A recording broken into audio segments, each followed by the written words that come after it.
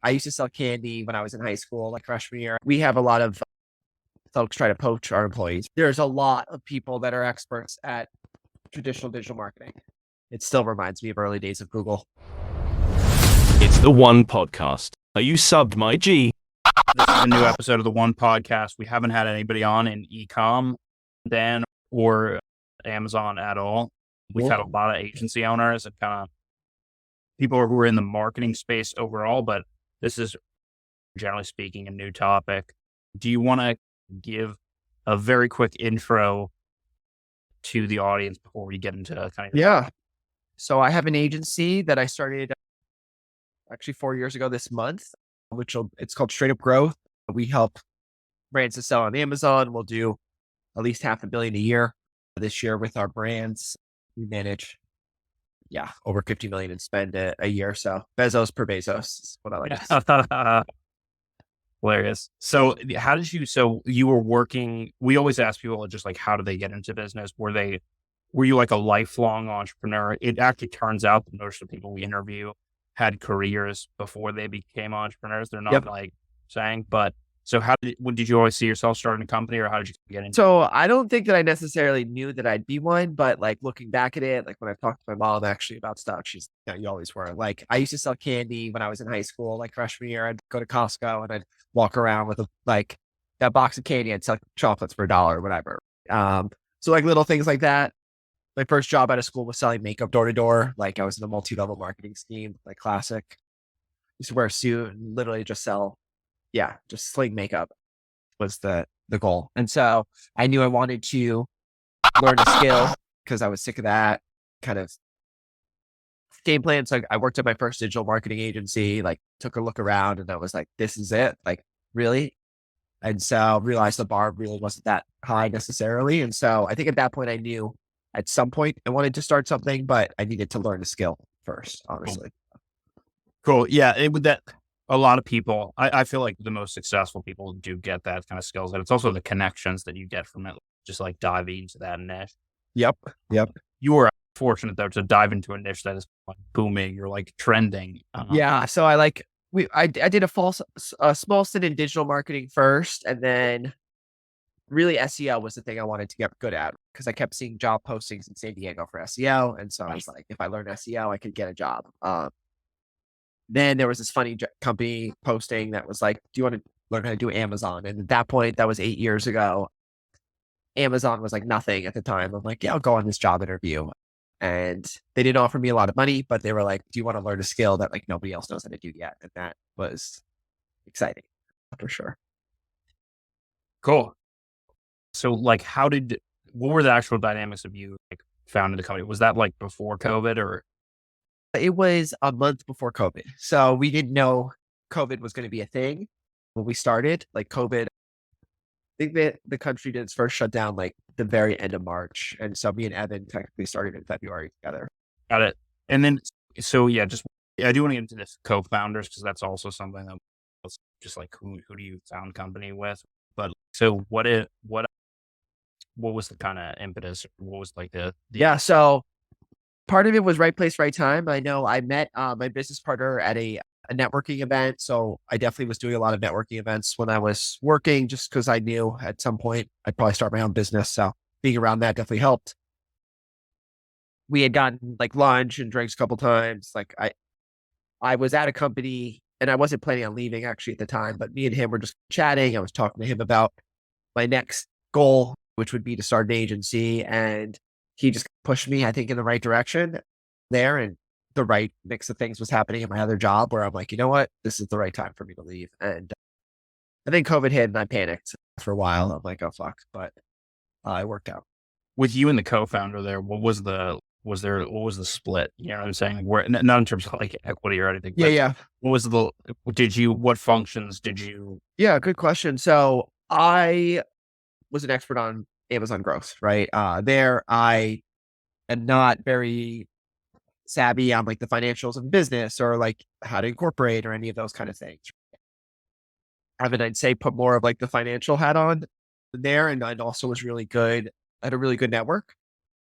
I'm really good at sales and good at Amazon. And so I think that combination was helpful, right? He was able to take on some of the roles I definitely would not have filled as well, and vice versa, right? Evan's not an Amazon expert, but he's good at finding people that need that expertise. And so I think that combination was helpful. Got it. What did you met him at a network event, so he wasn't involved in your previous company at all? Did he have a knowledge of Amazon or ecom at all? He was net new for him there. He knew about ecom and stuff like that, but I would say very little actual experience when it came down to like Amazon. Like he had shopped there, and that was probably as far as his experience went for Amazon. Got it. So first few months, 2020, what does that look like? What's going on? First month, we're feeling pretty good. We're doing a lot of the business setup. We're building our website, our branding, our basic deck, creating the vision. So first month was strong. Second month, we start doing calls. Our plan was to go right to equity groups versus try to go directly to the brands. We're going to go to the people that fund the brands to show our stuff. So had some really good meetings. Our first conference we were scheduled to go to 3 days before got canceled because of COVID there. So it went from things are looking great, then it was really slow just because one, Amazon actually shut down the ability to sell on a lot of categories. So that was super fun. Yeah. There. But we landed our first client, I think 6 months after we launched, and then it started to snowball from there. Okay.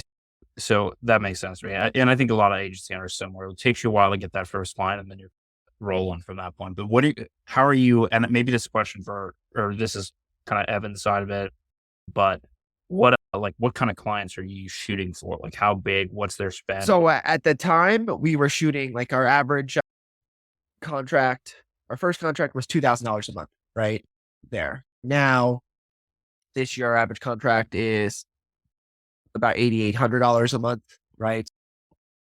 We're probably going to end the year with our average contract being closer to $12,000 a month. So we've definitely expanded significantly since then. But our big goal was getting a name that we could use to then sell into other brands. So we gave that. Yeah, exactly. That's my whole thing. And for sales in general, I love storytelling for sales, right? So if you have something, then you could use that to sell into something else. Are you what's your kind of price? I think so.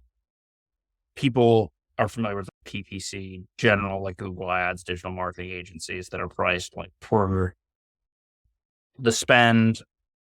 SEO agencies priced more like as a product, but like what? So I'd say Amazon agencies typically charge one of two ways. So they'll either charge like a traditional agency, like percentage of media spend. Amazon does have a little bit more, like SEO and PPC tend to go hand in hand with how Amazon works. So like we charge a retainer plus a percentage of total revenue there typically because of the impact that like your ads can have on the SEO piece, for example. And then some will just do like flat retainer. Some will do project-based work, but that's usually if you're doing things like building out listings or stuff like that. It's more of a one-time piece. Got it. Okay, cool. What is after you get that first client? What are like your priorities and in the business? What are Evan's priorities? What are you guys focused on? Yeah, I think those roles change as the business scales, right? So now we've got over 30 employees. So I think what we do now definitely has changed a lot since what we started. A lot in the beginning was making sure like Evan took over managed a lot of our financials before we had a CFO and things like that. He was dealing with billing clients. He was dealing with keeping our book solid and things like that. I was making sure the execution actually worked out. I helped us build the actual ops team, but then I was closing sales was my other main role. Now, like I don't do anything on the outside of things, right? Now we've got a team that's built up. We've got directors, lots of structure that kind of works towards that. And my role now is like working on scaling the sales team, right? Turning that to be really a growth solution independent of me is the goal. Dive in a little more there. Obviously 30 employees is no kind of, it's a lot more than it sounds. How do you manage that, or how do you come up with that ops process? Because going from one client to a number of big accounts. Yeah, no, it definitely has changed a lot for sure. So technology, or like how do you build out that? Did you have a process coming in, or how did you build that out? So one thing I'll say, and this is definitely advice for folks who are in that growth stage, there's chasing the servicing the clients, right? And then there's chasing the building the processes, right? And so we definitely, we were self-funded. We grew really quickly, but then as you're growing, hiring becomes a thing. And so there are certain challenges, I'd say. One thing I wish we did better was work on creating processes early on, right? Because we had to do it as we were already growing, right? There. And so we brought some bodies in, we brought some expertise in, particularly on like folks that had managed teams, right? And things like that to help create processes. So one thing we've created is like Sug University. So we've got like central suppository of information. So besides the training that we have that's ongoing, there's places you can go with Zoom links, like video links that will actually go through trainings, right? That are also like, we've got like images and screenshots and the whole thing within there. That's been something that's really helpful. Creating layers of redundancy, right? Like if you're training somebody there, you need to make sure that they're getting trained, right? So they have some autonomy to actually work on tasks, but you got to make sure the work gets done right too. So I think just making sure you have someone who's like checking the work there. It's an extra step in the short term, but it really helps because the faster they get trained, the easier it is for the business to grow, right? How quickly are you making those hires and scaling those? So I like to get there ahead of time, right? We have two hiring paths. We have a junior hire path and a senior hire path, right? So if we're hiring junior, we want to get to things ahead of time, right? If I'm anticipating growth and I know I'm going to need that person in 6 months, I probably want to start thinking about hiring them 6 months ahead of time so that I can bring them into the fold, start working through the training, make sure they actually fit. There are tasks you can give them to make sure that they know it's good, like that'll, but also still function for the business. So not client facing tasks, for example, they can do things like production work, right? We make sure that production work gets done properly and then eventually start scaling them with more and more sort of clients is nice. Another pro tip is don't overwhelm folks. So a lot of agencies will put too many new client launches, for example, on a newer Okay. company that's starting, and then they're set up to fail. Yeah, Right? dude. So Yeah. not as profitable in the short term, but it definitely creates a lot more profitability in the long run, right? Because now you have good retention and Yeah. faster. Yeah. Then I had an agency with maybe we had like 15 employees, and that was like a huge issue, a big mistake was Yep. putting them on new clients in the launch, which pisses off them, stresses out the team. You think it's going to excite them a little bit. That's bad logic. So did you have to learn that the hard way, or did you have a mentor or kind of some reference? I was lucky that at my first company I was at, one of my managers who managed the whole team was definitely a really good mentor to me.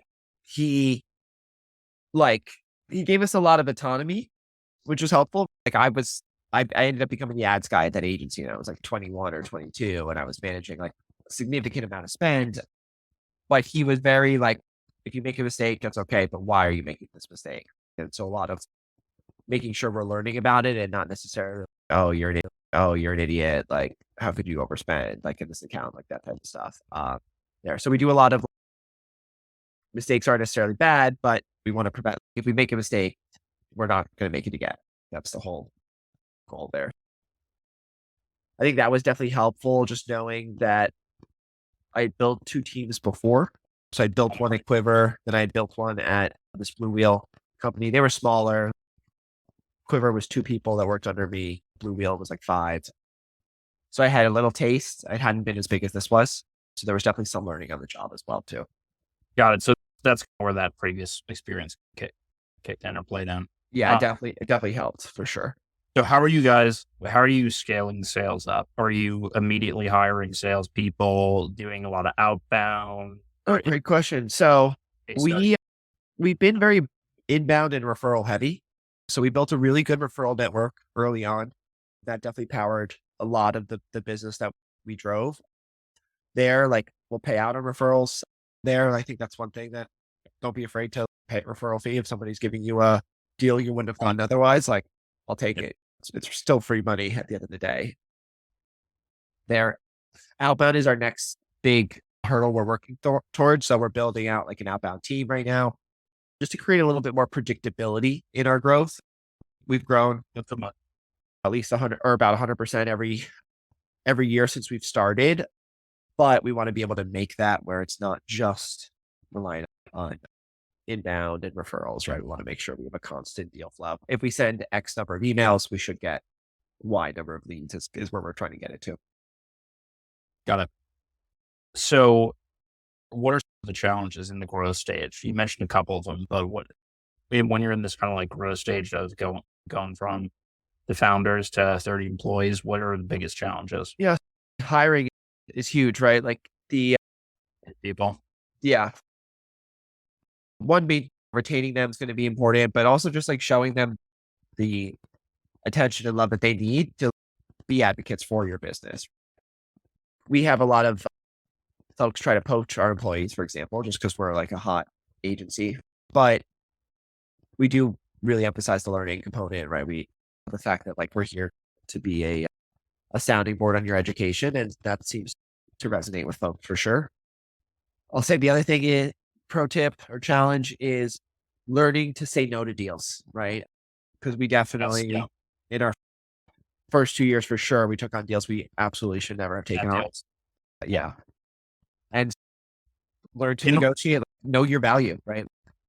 We're a premium service, but we were selling at not a premium price necessarily, right? And I think that was an issue for us at some point too.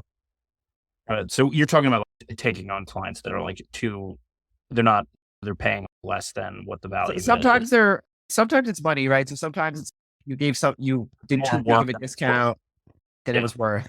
Sometimes you take on a deal and it's like the workload just isn't there, or you're constantly in retention on an account you shouldn't be in retention. Right? Yeah. Like those situations. So do you find that the people who want to pay the less tend to be like the most work? That's like in books and stuff. It's 100% a thing. For example, one thing that we have that's really interesting is this like pretty unique forecasting model where we can actually get pretty accurate on, look, if you spend X, you're going to return Y by month. Not just an ads driven, but a total side.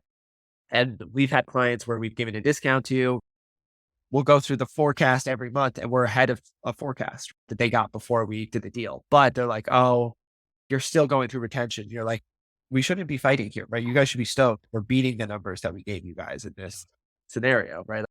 What is the situation? So do you guys build out like a back end sort of dashboard, white label? Have you done any of that type of stuff Yeah, so we do actually have our own software that we've built there. So we have a reporting suite. We just built a profitability dashboard or like a P&L that people really like there. Yeah, we got a small development team, but they are very mighty in what they're able to do. Nice. And I guess that's been big in terms of just performance, but also like retention and like keeping. Yeah. Then even sales, like it's something I've realized, like it's definitely sticky from a retention standpoint, but I've been putting it more in my sales pipeline process, and it's been interesting, like the feedback we're getting there too. Got it. Okay, cool. What, particularly for this niche versus other niches of digital marketing, etc., what have you like learned that is unique to this niche? So if somebody's why would someone start in like ecom versus just doing like general business PPC or something? So I think one thing for me, like I started from traditional digital, right? There's a lot of people that are experts at traditional digital marketing. There's not a lot of expertise on the Amazon front, right? There's still like new agencies that come out every day, right? Even for us, we're only 4 years old, but we're still landing some pretty massive accounts here. It's harder to do that when there's more competition, right? There. So that's the reason I really like Amazon. It's still young. It still reminds me of early days of Google. There, it's just getting a little bit more well known, but I do think Amazon's going to be a bigger ad platform than Google's for at some point. So, how do you think, leading on that, how do you think about the competition? Do you monitor competitors, or do you ever? Yeah, so I monitor. The cool thing is, at least in my space, like even a lot of the well-established competitors, their quality of work is a lot lower, right? There. So I am trying to like constantly know. I know who the A players are in the space, right? Got it. that I would actually consider like competitors for us, right? A lot of other folks are like, they're doing it, but we're not pitching the same service, right? They're like managing ads. We're managing your whole Amazon business there. So it's a little bit different. But I do think it's important, like even like LinkedIn, I'll monitor our competitors on like their growth on followers, things like that. Make sure that we're still in the top 5 growth there usually. Got it. Cool. Along kind of similar lines, are you thinking about what are you thinking about in terms of scaling? Are you looking at different products that you can sell, like different types of marketing, different niches, client base, Yeah. or investment? How are you thinking about expanding? So we've added additional services over time. So like we started with no software that we were building. We were using third party. Now we've built our own. We used to just start off with ads. In the last couple of years, we've added like design work. So listing optimization is a service for us. We added DSP, which is a whole other ad platform. We added like a DSP department specifically. This year, last year, we also added some operations help there. So actually like managing, like selling on Amazon. There are some other avenues depending on what this year looks like. We might start dabbling in TikTok marketing just because it is a good multiplier lever on the Nice. we'll see. I guess have that kind of team structure set up. If they can perform, obviously pivoting the brand image is difficult, but they can perform on other channels and learn it. You can use the same kind of systems, right? Exactly. And like now that we are outside of our rapid growth, right? When the system is a little bit stronger at this point in time, it's easier to add new services, right? When we added our first new service, it was like a whole thing for us. It took us a while to ramp it up. It took us probably like when we added content, I think it took us 6 months before we like broke even, right? On that department. But we were able to do it because like now we actually had cash flow to handle that stuff and stress our system a little bit. Were there any points along the way where you guys hit like a lot of resistance or you doubted the vision to some extent? Oh yeah, for sure. There was one point where like we had super high growth initially, incredible retention, and we weren't probably hiring fast enough there. So it was just like being able to service the deals like our year 1.5 got a little tricky. And then we decided let's actually let some of these small contracts expire and move into our big ones. And there was a point in time where like cash flow was really tight for the business, even like from a owner's comp perspective. Me and Evan made a decision like not to pay ourselves for a while there and just keep throwing everything into the business, which sucks for sure. Like luckily I Right. did really well in crypto in the previous times. But I had to hit my nest egg right during that time frame. Worth Okay. it. Right. At this point, it's like margins are awesome. They're getting better and better every month. But that was scary for sure. Cash flow could be a challenge. And we chose not to take any investment, right? Which has some positives. Like we own a business, we don't have to answer to people, but there were scarier moments when you don't have cash flow necessarily. You can't pay yourself, right? Where you do wish you had something else. Nice. Yeah. Yeah. I was going to ask you about like, that whole financial component to it, which is just like, how do you obviously investing back into your own business is like a move that's looked upon well, but at what point do you begin taking a salary? How do you like manage your own personal finances in relation to Yeah. this, especially with a co-founder? No, I think it's tricky for sure. And I think making sure like whether it's on your own or with the founder, like you guys are very clear of what do you need to actually survive? What do you need to live on there? Because some people have somebody to save up, some people have nothing. And so it's like setting the business up around them is huge there. I think one thing that is hard is if you're pitching and you're like desperate for a sale, it comes off that way, right? So if you really need that cash flow, it can be a little bit trickier. And just trying not to push yourself too hard. I mean, you're going to have to stretch there. I definitely had some moments in time that were really scary, especially when we were like, let's get rid of all our small clients and make some big changes in our business. But it worked. But that was something that you like did you fired a small client. Yeah, essentially we're like, all right, this isn't working. So we're just going to let these shitty contracts expire. And it's scary. I've done that too. And it's tough to get it. You know what I'm saying? There's no way to get around it, but it Yeah. is. but it was the right thing to do. So I would do it again 10 times over. Oh, for sure.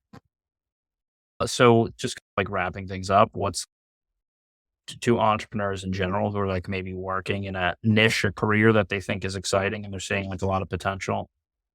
Like, how do you recommend that they think about starting and timing?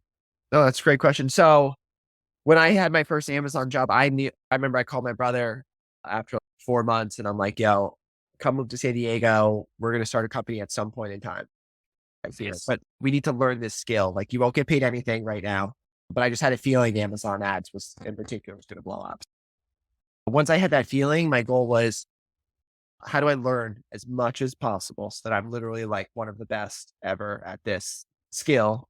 And then the big thing I would do is I would just look, like I'd look for job postings online to see was where salary starting to increase, right? Because a hard part was I knew I had this great skill set, but no one would pay you anything for Amazon experience back 8 years ago, right? Like the jobs were like you make 50 grand a year, 40 grand a year doing something like that. But as soon as I started to see the jobs, like salaries go up, that's where I'm like, okay, that means demand is actually going up for this skill set. And so that's probably when maybe I want to start. Like you can always start with like a side client, bring on something, like build a little consulting thing. That's what I did first. I had a small You client did it. that would help $500 a month, like just to know that like I could, right, to practice the sales thing. Can I manage this on my end? Yeah.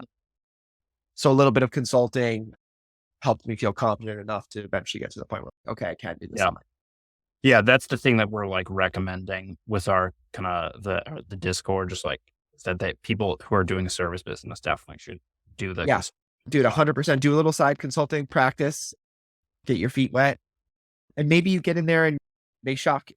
Like you Well, can go in there and be like, fuck, I am not ready at all. I thought I could handle this stuff. That's okay too, because now these are the skills I need to work on for when I do finally start my own thing. yeah, cool. All right, Dan, where can people find you and how do they work with Straight Up Growth? Yeah, so you can find me on LinkedIn. Just search Daniel Tejada, show up pretty quick, and then straightupgrowth.com. You can find us as well. And do you guys, what type of, if, are you only working with big clients or do you work with startups too? No, we'll work with all sorts of brands there. One thing that we do offer is a free, pretty robust audit there or category analysis.